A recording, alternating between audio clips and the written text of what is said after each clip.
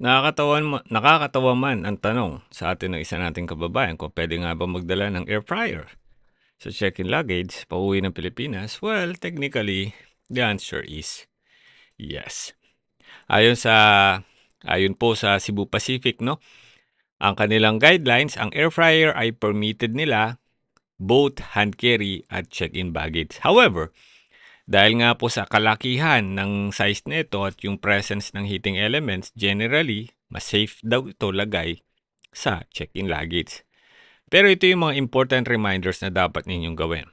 Linisin nyo na mabuti ang air fryer ninyo. Okay? Make sure na walang mga tinga-tinga yan. Yung kabsa, nandiyan pa yata. Secure packaging. Pack it surely to prevent damages. And check airline policies para hindi kayo mahirapan. Kung papayagan din yan sa airport sa Saudi, then mas better. God bless you all.